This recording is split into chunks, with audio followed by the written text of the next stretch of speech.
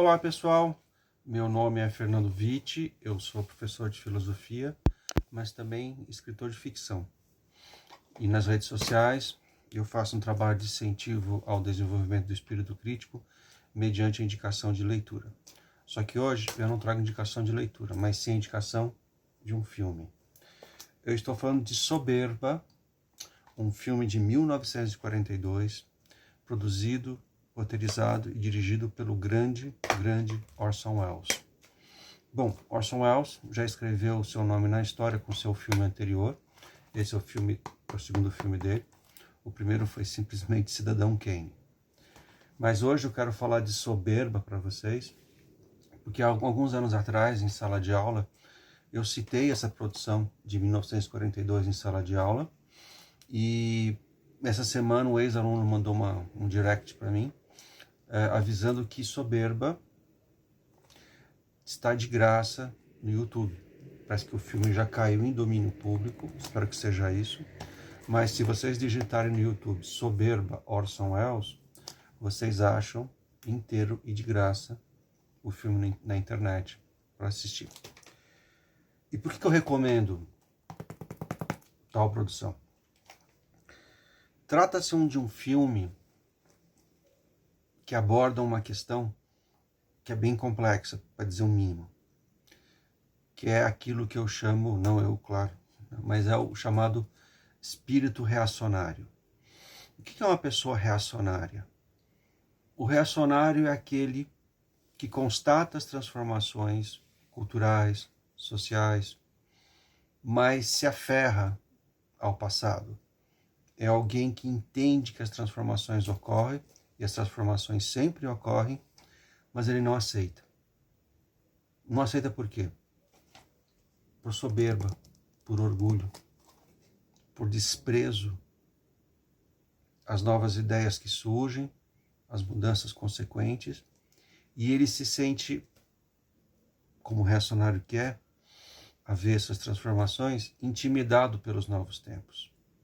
Em vez de entender o porquê das mudanças e procurar se adaptar, quando essas mudanças não são nenhum problema ético, digamos assim, mas uma nova possibilidade de reflexão sobre novas questões que surgem, o reacionário é alguém que se torna, muitas vezes, alguém que se prende a um passado que não existe mais e condena veementemente quem participa das transformações, que colaboram para a justiça.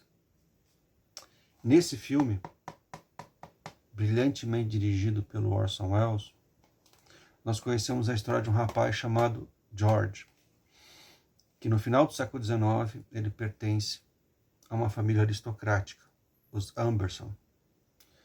E os Amberson têm como fonte de riqueza, né, a posse da terra, a tradição do seu nome, a influência política, a influência econômica.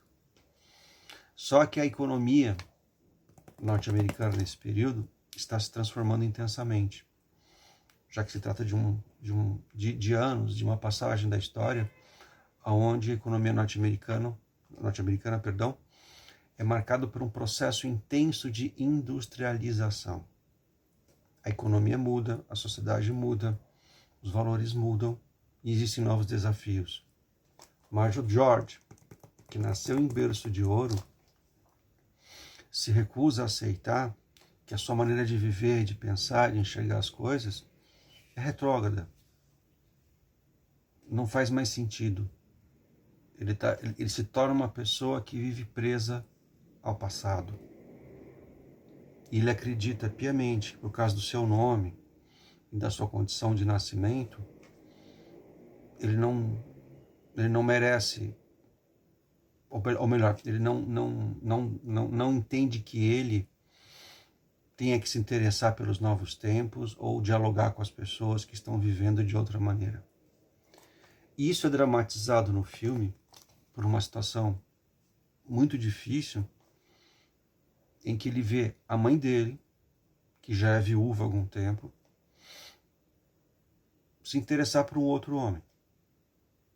E o George, na sua arrogância, entre aspas, aristocrática, acredita que a mãe dele não tem o direito de recomeçar a vida, de se casar de novo, ter um outro amor. É um filme triste, é um filme pesado, no que diz respeito ao tema, mas o Orson Welles trata essas questões com muita sensibilidade. Mas é pertinente observar, não é, o quanto a arrogância de algumas pessoas, ao ponto de não se permitirem o diálogo com os novos tempos, gera conflitos que levam quase a uma situação de tragédia, como a gente vê nesse filme. E quando eu falo aqui para vocês, com os vídeos que eu gravo nas redes sociais, que eu procuro fomentar o espírito crítico, o que eu quero dizer com isso é fundamentalmente que nós somos pessoas, como seres humanos, seres pensantes, que temos que nos permitir sempre questionar a herança que nós recebemos. Inclusive no que diz respeito àquilo que nos ensinaram face àquilo que é debatido em sociedade. Não estou dizendo que a gente tem que abrir mão de tudo que nos ensinaram. Longe disso. O que eu quero dizer é que uma pessoa de espírito crítico é uma pessoa em constante movimento de questionamento. Uma pessoa de espírito crítico valoriza aquilo que merece ser valorizado da sua educação, mas entende que é sempre momento para se aprender. Que não é nada de errado admitir que está errado quando necessariamente se constata que está errado.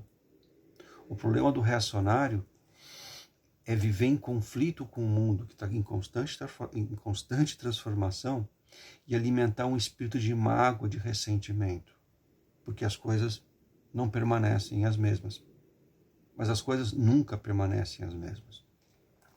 O George, do filme Soberba, dirigido pelo Orson Welles, é uma perfeita representação dessa teimosia, dessa ideia de achar que eu estou certo e o mundo está errado. Cuidado, gente. É fundamental olhar, refletir, aprender, ler, questionar e ter coragem de chegar a certas conclusões que no primeiro momento podem não ser chocantes, mas aprender, evoluir intelectualmente é ter coragem para mudar. Mudar sempre que for necessário. Não só para si, mas também na relação com os outros. Porque a vida não gira em torno de você. Tudo que eu falei aqui é questionável, como tudo que eu digo. Mas recomendo muito fortemente que vocês busquem no YouTube esse filme do Orson Welles, Soberba. E se permitam fazer uma reflexão ao final do filme. Qual foi o grande erro do George? Quando o George achou que ele podia julgar a mãe na busca dela pela felicidade, ele colaborou para a felicidade de alguém? Até mesmo para ele? É isso, gente. Hoje o vídeo não é muito alegre, porque esse filme trata de questões que são tristes, mas reais, e que vale a pena sempre serem revisitadas. É isso, gente. Espero que vocês busquem esse filme no YouTube. Qualquer comentário, escreva aqui para mim, tá bom? Obrigado, gente. Até a próxima.